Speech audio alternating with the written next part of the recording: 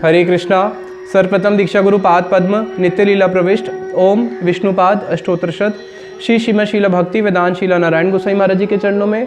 तत्पश्चात नित्य लीला प्रविष्ट ओम विष्णुपाद अष्टोत्तरशत श्री श्रीमद शीला भक्ति वेदांत शीला स्वामी महाराज जी के चरणों में अनंत कोटि दंडवत प्रणाम ज्ञापन करता हूँ।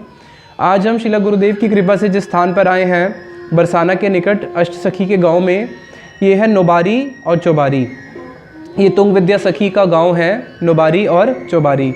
तो यहाँ पे बड़ी ही सुंदर लीला हुई है। ये सामने जो है बाएं हाथ में राधा जी है और ये है ललिता जी। ललिता जी के हाथ में है गुड्डी और राधा जी के हाथ में है गुड्डा। तो यहाँ पे जब ये छोटी थी तो बचपन में गुड्डा गुड्डी का खेल खेलते थे।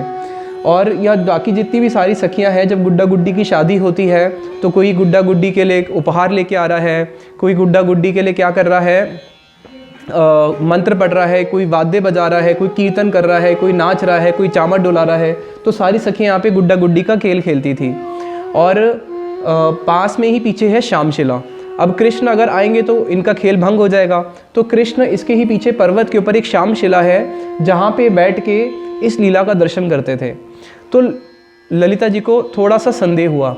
ललिता जी बोली कि मुझे ऐसे लग रहा है कि कहीं ना कहीं छुप के कृष्ण हमें जरूर देख रहे हैं। तो राधा जी ने बोला नहीं नहीं, ऐसा कैसे हो सकता है, यहाँ तो दूर दूर तक कोई नहीं है। बोली नहीं, मुझे संदेह हो रहा है, एक बारी हम चलो देख के आते हैं। तो पास में ही जो पर्वत है उस पर्वत पे गए। तो जो पर्वत है वो पर्वत पूरा जो है अरुण वर्ण का है, लाल रंग का पर्वत है। उस पर्वत के जब ऊपर जाके देखा तो वहाँ पे एक शिला जो है वो श्याम वर्ण की हुई थी। तो समझ गए कि ये जो शिला जो श्याम वर्ण की हुई है, ललिता जी ने बोला कि यहीं पे ही कृष्ण बैठ के हमारी इस गुड्डा गुड्डी की लीला का दर्शन कर रहे थे। और उस लीला का दर्शन करते हुए कृष्ण का इतने भाव विभोर, कृष्ण को जो उनकी जो कृष्ण की जो मन के जो भाव है उसके कारण क्या हुआ, वो शिला भी श्याम वर्ण की हो गई। तो यहाँ पे ही वो पीछे श्याम शिला भी है।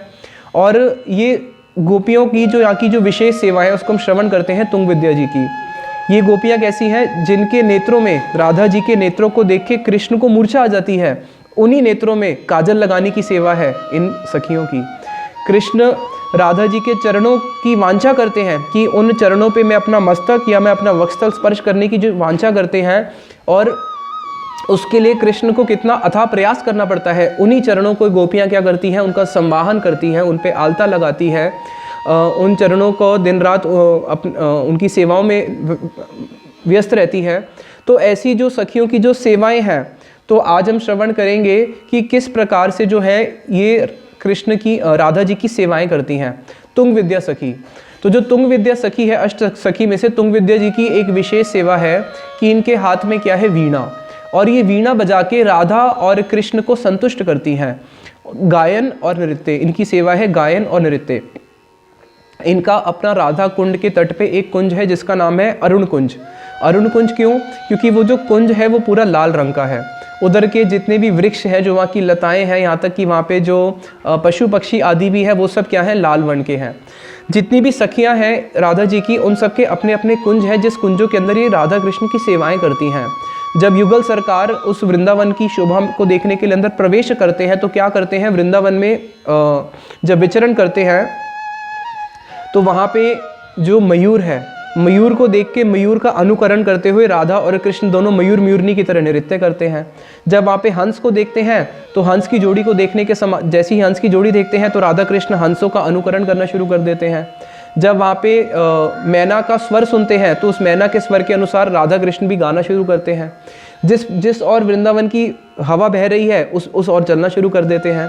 जब वहाँ पे तमाल वृक्ष को देखते हैं, लता ने तमाल वृक्ष का आलिंगन किया हुआ है, उसी का अनुकरण फिर राधा कृष्ण करते हैं। वहाँ पे वृंदावन में चोरी चोरी खेला जाता है, चौपड़ खेला जाता है, दौड़ी दौड़ी खेला जाता है। अनेक प्रकार से जो है उस निकुंज के अंदर, वृंदावन के अंदर जब प्रवेश करते हैं, सेवाएं, गोपियों को एक अवसर मिलता है राधा कृष्ण की सेवा करने का। तो एक एक गोपी राधा कृष्ण को पकड़ पकड़ के अपने कुंज में लेके जाती है कि आप मेरे कुंज को देखो, आप मेरे कुंज को देखो। कोई नई गोपी जो आई है वो अपनी कला प्रस्तुत करती है, अपना गाने, अपना गाद्य, अपना वाद्य प्रस्तुत करते हुए राधा कृष्ण को संतुष्ट करती है। तो उसी प्रकार से इनका कुंज है अरुण कुंज। जिस अरुण कुंज के अंदर सब कुछ लाल रंग का है और जहाँ पे राधा कृष्ण की बड़ी ही सुंदर वो सेवाएं करती हैं। और राधा कृष्ण का अरुण कुंज में जाके वो जब पूरा लाल श्रृंगार कर देती हैं तो ऐसे लगता, कोई अगर भी जाती आ भी जाए उनको दिखता ही नहीं कि यहाँ पे कुछ है भी, राधा कृष्ण है। उनको सब क्या नज़र आता है, वृक्ष के आदि ही लाल वृक्ष, लाल पत्ते सब लाल नज़र आता है।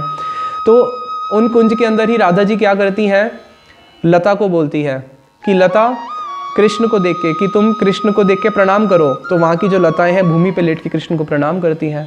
अरे लता तुम अब क्या करो, कृष्ण को देख के क्रंदन करना शुरू करो। तो लताएं क्रंदन करना शुरू करती हैं, पेड़ में से मधु झरना शुरू हो जाता है। अरे लताओं तुम कृष्ण को देख के क्या करो, नृत्य करो। तो लताएं जो है हवा में नृत्य करना शुरू करती है। उतने में भ्रमर पंक्ति आ जाती है और वो गान करना शुरू कर देती हैं, शंख ध्वनि करना शुरू कर देती हैं। कई बार लताओं को बोलती हैं कि लताओं अब तुम क्या करो, प्रफुल्लित हो जाओ कृष्ण को देख के। तो जैसी वो बोलती है प्रफुल्लित हो जाओ, तो लताओं में से हास्य रूप उनके जो फूल हैं वो खिलने शुरू हो जाते हैं। तो बड़ा ही सुंदर इस वृंदावन की शोभा का दर्शन है, जो राधा कृष्ण जा जाके अनेक अनेक गोपियों के कुंजों में जाके उनकी सेवाओं को ग्रहण करते हैं। तो तुंग विद्या जी की जो सेवा है, तुंग विद्या जी की जो सेवा है वो है नृत्य और गान, वीणा बजाना। किस प्रकार से एक बड़ी ही सुंदर लीला का वर्णन करते हैं। आज राधा और कृष्ण में आपस में चर्चा होने लगी कि कौन अच्छा नृत्य कर सकता है। तो सब गोपियाँ बोली कि कृष्ण तुम राधा जी जैसा नृत्य नहीं कर सकते। तो बोले कि चलो ठीक है। दोनों में आपस में क्या लग जाता है, दोनों में बाजी लग जाती है कि कौन अच्छा नृत्य करेगा। तो सखी क्या करती है, तुंग विद्या सखी एक अर्ध चंद्रमा बनाती है, एक अर्ध चंद्रमा बना देती हैं और बोलती हैं कि कृष्ण ये जो अर्ध चंद्रमा है तुम्हें इस अर्ध चंद्रमा के अंदर नृत्य करना है, और जब तुम इस अर्ध चंद्रमा में नृत्य करोगे, नृत्य कैसे करना है, जिस प्रकार से गोपी गान करेगी उस गोपी के गान के अनुसार ही कृष्ण को नृत्य करना है। और गान में क्या होता है, सारे गा मा पा, सारे गा मा पा, धीरे और ऊंचा, ऊंची ताल भी होती है, नीची ताल भी होती है। तो जिस ताल में गाएंगी उसी ताल में तुम्हें नृत्य करना है। और नृत्य करते हुए अगर तुमने इस अर्ध चंद्रमा के बाहर आ गए तो तुम हार जाओगे।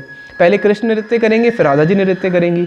तो वहाँ पे क्या होता है, एक अर्ध चंद्रमा का आकार बनाया जाता है और पहले राधा जी नृत्य करेंगी। तो पहले अर्ध चंद्रमा का आकार बनाया जाता है। कृष्ण बोलते हैं पहले राधा जी नृत्य करेंगी। तो राधा जी क्या करती हैं, उस अर्ध चंद्रमा के अंदर, अब जब राधा जी नृत्य करेगी तो गान कौन करेगा, तो कृष्ण गान करेंगे। और जब कृष्ण नृत्य करेंगे तो सखियां गान करेंगी। तो अब सबसे पहले अर्ध चंद्रमा आकार बनाया जाता है, उसके अंदर राधा जी खड़ी हो जाती हैं और राधा जी को क्या करना है, अब नृत्य करना है। गान कौन गाएगा, कृष्ण गाएंगे। और कृष्ण क्या करते हैं, कृष्ण पंचम स्वर में गान करते हैं। पंचम स्वर में इसलिए गान करते हैं ताकि जितना गान कठिन होगा, अब राधा जी को अपना नृत्य गान के संग में ही क्या करना है, दोनों का तालमेल होना चाहिए। ये तीनों का तालमेल होना चाहिए, नृत्य का, गान का और जो वाद्य आदि बज रहे हैं। तो कृष्ण जब गान गाते हैं, तुंग विद्या वीणा बजाती है और अन्य सखियां जो हैं अपने अपने जो उनके वाद्य हैं उसको बजाना शुरू करती हैं और राधा जी नृत्य करती हैं। और राधा जी जब नृत्य करती हैं, उनका जो चरण है उस अर्ध चंद्रमा के आकार के बाहर नहीं आते। और कृष्ण जितना ऊंचा गाते हैं, राधा जी उन्हीं के गान के साथ ही नृत्य करती हैं। यहाँ तक कि जो राधा जी के जो उन्होंने श्रृंगार किया हुआ है, श्रृंगार के अंदर उन्होंने जितने भी आभूषण धारण करे हुए हैं, वो आभूषण भी राधा जी के संग में ही उसी ताल के साथ नृत्य कर रहे हैं। अब उसके बाद जब कृष्ण ने गान किया, राधा जी ने नृत्य कर लिया, राधा जी जीत जाती हैं। अब कौन गान करेगा, अब गान करेगी गोपियाँ और नृत्य करना है कृष्ण को। तो कृष्ण के पसीने छूट जाते हैं कि मैं तो ऐसा कर ही नहीं सकता। तो गोपियाँ बोलती हैं कि चलो कुछ नहीं होता, राधा जी ने तो अर्ध चंद्रमा में किया था ना नृत्य, हम तुम्हारे लिए एक पूरा चंद्रमा बना देते हैं, पूर्णिमा का चंद्रमा। तो पूरा एक गोल चंद्र बनाया जाता है और उसके अंदर कृष्ण खड़े होते हैं। और अब कौन गान कर रहा है, गान कर रहा है राधा जी। वीणा कौन बजा रहा है, तुंग विद्या। और कृष्ण क्या कर रहे हैं, नृत्य कर रहे हैं। अब कृष्ण नृत्य तो कर रहे हैं, अब उतने में ही क्या होता है कि कृष्ण जब नृत्य करते हैं और नृत्य करते हैं, उनकी नज़र कहाँ पे है, उनके जो नयन है वो तो राधा जी के ऊपर ही अटके हुए हैं और उनको पता नहीं चलता कि कब उनके चरण जो है उस अर्ध चंद्रमा के बाहर आ जाते हैं और कृष्ण पराजित हो जाते हैं। तो इस प्रकार से बड़ी ही सुंदर लीलाओं को रचते हुए ये क्या करते हैं, कौतुक रचते हैं। अब जब कृष्ण हार जाते हैं, कृष्ण हार गए, तो जब कृष्ण हार जाते हैं तो कृष्ण अपनी हार को स्वीकार ही नहीं करते। कृष्ण कहते हैं नहीं, मेरे चरण कहाँ बाहर आए हैं, तुम सब गोपियाँ झूठ बोलती हो। तो राधा जी कहती है हाँ कृष्ण, तुम तो टेढ़े हो ना, हमने सुना था कि तुम तो 3 जगह से टेढ़े हो, लेकिन आज देख लिया कि तुम तो 4 जगह से टेढ़े हो। कैसे, तुम तो सच को भी स्वीकार नहीं करते, सच को भी झूठ बना देते हो। तो कृष्ण बोलते हैं कि हाँ हाँ, मैं तो 3 जगह से टेढ़ा हूँ, तुम तो 8 जगह से टेढ़ी हो।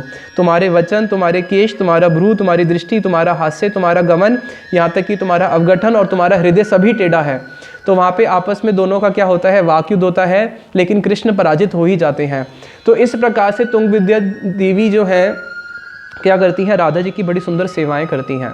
और यही जो तुंग विद्या देवी है, ये महाप्रभु की लीला में कौन है? यही तुंग विद्या देवी महाप्रभु की लीला में है शीला प्रबोधानंद सरस्वती जी। और इन्हीं प्रबोधानंद सरस्वती पाद जी ने ही बड़ा सुंदर एक रसिक ग्रंथ दिया है इस गौड़िया समाज को, जिसका नाम है राधा रस सुधानिधि।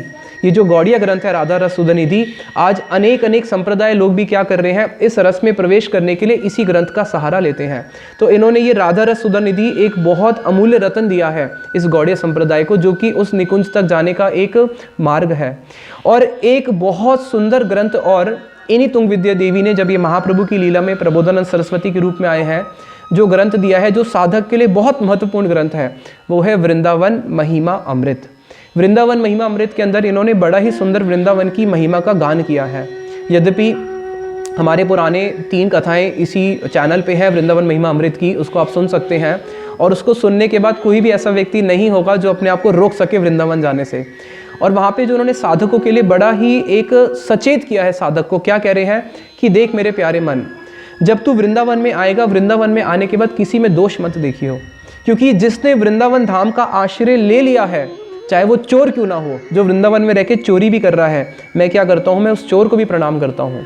वृंदावन में रहने वाले चोर को भी प्रणाम करता हूँ। यहाँ तक कि अगर वृंदावन में ये जो ब्रजवासी हैं, ये मेरे धन के लालच से मेरे प्राणों को भी अगर छीन लें, यहाँ के जो ब्रज में जो वास कर रहे हैं, अगर ये मेरे को मृत्यु भी दे दे, तब भी मैं इनके प्रति क्या करूँगा, तब भी मैं इनके प्रति हाथ जोड़ के रखूँगा, तब भी मैं इनको सम्मान करूँगा। तो वहाँ पे उन्होंने साधक को सचेत किया है कि वृंदावन में आके कभी दोष मत देखना। जिसने भी वृंदावन धाम का आश्रय लिया है, वृंदावन धाम उस पर कृपा करेगा ही करेगा। और जिसने ये संकल्प ले लिया है कि मैं पूरा जीवन वृंदावन रहूँगा, भाई तुम उसको साधक मत देखो, तुम देखो कि वो तो सिद्ध है, वो सिद्ध हो चुका है, उसको मानो कि उसको कृष्ण प्रेम प्राप्ति हो चुकी है। उसको तुम ऐसे देखो कि वो तो कृष्ण का ही अपना निज जन है, जिसने ये संकल्प लिया है कि मैं आजीवन क्या करूँगा, वृंदावन वास करूँगा। अरे और तो कहना ही क्या, अगर वृंदावन का एक तिनका, अगर कोई बहुत दूर देश में बैठा है, वहाँ से वृंदावन के एक तिनके के साथ भी उसका संबंध हो जाए, तो मृत्यु के बाद वो तिनका भी उसको कृष्ण प्रेम प्रदान करने में समर्थ है। यहाँ तक कि वृंदावन का तो ऐसा महिमा है कि अगर कोई वृंदावन में आके यहाँ पे किसी जीव की हत्या करता है, यहाँ पे किसी पेड़ पौधे को तोड़ देता है, किसी कीड़े को अपने पैर के नीचे कुचल देता है, तो बताया कि वृंदावन के आत्माएं कैसी है, वृंदावन की एक एक जन कैसे हैं कि अगर कोई उनको मारता भी है, ये अपने मारने वाले को भी कृष्ण प्रेम प्रदान करते हैं। तो सोचो क्या वृंदावन होगा, कैसे वहाँ के जन होंगे। तो शीला प्रबोधानंद सरस्वती पाद जी ने वृंदावन की बड़ी ही सुंदर महिमा गान करी है। और ये ब्रज धाम कैसा है भाई, यहाँ पे इन नेत्रों से दर्शन नहीं होंगे, इन नेत्रों से तो हमें यहाँ पे दोष ही दिखेंगे। यहाँ पे तो अनाचारी आचार है। गोपियाँ अपने पतियों को छोड़ के, अपने पुत्रों को छोड़ के, अपने सास ससुर को छोड़ के कृष्ण की ओर जा रही है। भारी रूप से तो अनाचार है, लेकिन यही सबसे बड़ा आचार है जिसके लिए वांछा करते हैं उद्धव जी, जिसके लिए वांछा करते हैं शिव जी, नारद मुनि, संत चतु कुमार, जिसकी वांछा करते हैं। और यहाँ पे असत्य ही सत्य है। कृष्ण कहते हैं मैंने माटी नहीं खाई, वो असत्य ही सत्य है। गोपियाँ क्या करती हैं, बोलती हैं हम सूर्य पूजा करने जा रहे हैं, और सूर्य पूजन के छल से कृष्ण से मिलती है। तो भाई ये धाम है जहाँ असत्य ही सत्य है, जहाँ पे असंतोष ही संतोष है, असंतोष संतोष है। कृष्ण के दर्शन करने पे भी कभी संतोष नहीं होता, मन नहीं भरता। जहाँ पे रात्रि ही दिन है, गोपियों की दिन कब है, रात्रि ही उनका दिन है। गोपी दूसरी गोपी को बोलती है देख ये जो बादल है, ये बादल ही हमारे लिए सूर्य है। अरे ये अंधकार ही हमारे लिए प्रकाश है, जो हमें क्या करेगा, हमारी निज वस्तु हमें कृष्ण के दर्शन कराएगा। और इस रात्रि को ही तू दिन समझ, और इस वन को ही अपना घर समझ। घर वन है, वन घर बन जाता है। तो ऐसे वृंदावन में जो प्रवेश दिया है, वो दिया है शीला प्रबोधानंद सरस्वती पाद जी ने। इसलिए तुंग विद्या सखी जो है वो बहुत कृपामय है। उन्होंने ही प्रबोधानंद सरस्वती पाद के रूप में आके हमें वृंदावन में कैसे वास करना है उसकी पद्धति सिखाई है। फिर वृंदावन वास से हमें किस प्रकार से उस निकुंज में जाना है, राधा रस सुधानिधि इन्होंने ही दिया है। और जब तक महाप्रभु की कृपा नहीं होगी, उसमें उन्होंने महाप्रभु की जब तक कृपा नहीं होगी तब तक हम ब्रज में प्रवेश नहीं कर सकते। इसलिए एक जगह पे प्रबोधानंद सरस्वती पाद जी लिखते हैं, क्या कभी बीज के बिना वृक्ष हो सकता है क्या? बोले हाँ, बीज के बिना वृक्ष हो सकता है, लेकिन महाप्रभु की कृपा के बिना कभी भी किसी को राधा कृष्ण की भक्ति नहीं मिल सकती। इन्होंने ही फिर हमें आगे नवदीप शतकम के माध्यम से नवदीप धाम में प्रवेश दिया है। नवदीप की सारी लीलाओं का इन्होंने वर्णन किया है। तो तुंग विद्या जी की ये जो गोपियाँ हैं, इनकी एक और जो सेवा को हम श्रवण कर रहे हैं, आज राधा जी का श्रृंगार हो रहा है और उनका श्रृंगार सब गोपियाँ मिलकर कर रही हैं। और कृष्ण को निषेध कर दिया है कि कृष्ण तुम आज निकुंज में नहीं जा सकते। तो कृष्ण जो है तुंग विद्या सखी के पास आते हैं, बोलते हैं कि तू मुझे किसी प्रकार से आज राधा जी के दर्शन करा दे। तो कैसे कराऊं, वहाँ पे तो आज किसी पुरुष का प्रवेश नहीं है बरसाना में। तो अच्छा तू मुझे सखी बना दे। अरे अगर मैं तुझे सखी बना भी दूं तो मैं तुम्हारे अधरों का क्या करूं, क्योंकि तुम्हारे अधरों के ऊपर जो है राधा जी के अधरों का चिन्ह है और राधा जी इसको पहचान लेंगी। तो कृष्ण बोलते हैं कि तू एक काम कर, जो मेरे अधर है मेरे अधरों को और लाल कर दे और उसको लाल से छुपा दे।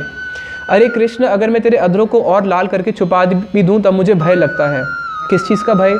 जब तुम राधा जी के सामने जाओगे, राधा जी के सामने ही जाते तुम्हारे शरीर में एक कंप आ जाएगा, तुम्हारे पसीने आ जाएंगे, वेवण्य को प्राप्त हो जाओगे।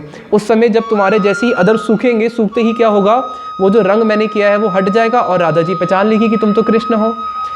और मुझे एक भय और लगता है कि जैसे तुम राधा जी को देखोगे, राधा जी को देखते ही और सब गोपियों को देखते ही तुम्हारे मुंह में पानी आ जाएगा, और जैसे ही पानी आ जाएगा तो तुम्हारे अधर जो है उसका जो मैं रंग करूंगी वो मिट जाएगा और राधा जी पहचान लेगी कि तुम तो कृष्ण हो। कृष्ण कहते हैं अरे नहीं नहीं गोपी, ऐसा नहीं होगा। तो गोपी कहती है फिर मुझे एक चिंता और है, चलो अगर तुम्हारे अधरों को मैं छुपा के तुम्हें सखी बना के अंदर लेके भी चली जाऊं, लेकिन अभी प्रश्न तो ये है कि तुम्हारे जो ये कौस्तुक मणि है, इस कौस्तुक मणि का क्या करूं? कौस्तुक मणि से पहचान लेंगी कि ये तो कृष्ण है और तुम्हारा श्याम वर्ण है। तो कृष्ण कहते हैं तू एक काम कर, तू एक गौर वर्ण का लेप बना और उस लेप को मैं पूरे अपने अंग पे लगा लूंगा, जिसमें कौस्तुक मणि भी छुप जाएगी और सबको लगेगा कि नहीं मैं गोपी हूँ और मैं राधा जी के दर्शन कर लूँगा। तो सखी कहती है कि कृष्ण इसमें भी बहुत बड़ी चिंता है। इसमें ऐसा है कि जैसे ही तुम राधा जी के सामने जाओगे, राधा जी के सामने ही जाती तुम्हें कंपन आएगा। कंपन आते ही क्या होगा, तुम्हारा पसीना निकलना शुरू हो जाएगा। जैसे ही तुम्हारा पसीना आरंभ होगा, वो रंग जो है श्याम वर्ण में मिल जाएगा। तब हम क्या बोलेंगे? नहीं नहीं, तब तुम इनको बोलना कि इसको हमने क्या किया है, इस सखी को हमने चंदन का सुशीतल लेप किया है, इसलिए इसके शरीर में कंपन आ रहा है। इस बात को वहाँ पे छुपा देना। सखी बोलती है कि सब कुछ ठीक है, लेकिन मैं तुम्हारे मन की चंचलता का क्या करूँगी, क्योंकि जैसे ही तुम राधा जी के सामने जाओगे, अभी तो तुम्हारे को मैंने सखी रूपी बादल के अंदर क्या किया है, वो ढक के रखा हुआ है। सखी रूपी बादल में मैंने तुम्हें ढक के रखा है, लेकिन चंद्रमा जो सूर्य होता है वो बादल को फाड़ के बाहर निकल आता है। उसी प्रकार से इस सखी रूपी बादल को तुम्हारा मन जो है भेद के बाहर निकल आ जाएगा और तुम अपने कृष्ण रूप को प्रकट कर ही दोगे राधा जी को देख के। तो बोलते हैं कि नहीं नहीं, मैं अपने धैर्य रूपी बादल के अंदर अपने मन रूपी उत्सुकता रूपी चंद्रमा को बांध के रखूंगा, तो मुझे सखी बना दे। तो यही क्या करती हैं, उनको बड़ा सुंदर सखी बना के उनके हाथ में अपना वीणा बजा दे देती हैं और राधा जी के पास लेके जाती हैं और दिखाती है कि देखो आज की ब्रज में नई सखी आई है जो क्या करती है, वीणा बजाना जानती है। उस लीला का बड़ा ही सुंदर सामने कैमरा करना, बड़ा ही सुंदर सामने उसका वर्णन किया हुआ है कि किस प्रकार से कृष्ण जो है एक तुंग विद्या सखी के रूप में आए हैं, अपने हाथ में उनकी सखी बन के वीणा लेके, और सखियाँ उनको फिर महल में बरसाना में लेके जा रही हैं राधा जी का दर्शन कराने के लिए। ठीक है, तो ये सखियों की सेवा है। सखियाँ क्या करती हैं, कृष्ण का और राधा जी का आपस में बड़ा ही सुंदर मिलन कराती हैं। लोकन को तत्व मैंने एक ब्रज लोक देखयो, जितने भी लोक हैं ब्रज को तत्व श्री वृंदावन धाम है। जितने भी लोक हैं उन सबका लोकों का तत्व क्या है, त्रिलोके पृथ्वी धन्य यत्र वृंदावनम पुरी। सारे लोकों का जो एक लोक है, जो उसका सार है, वो है ब्रजलोक देखयो।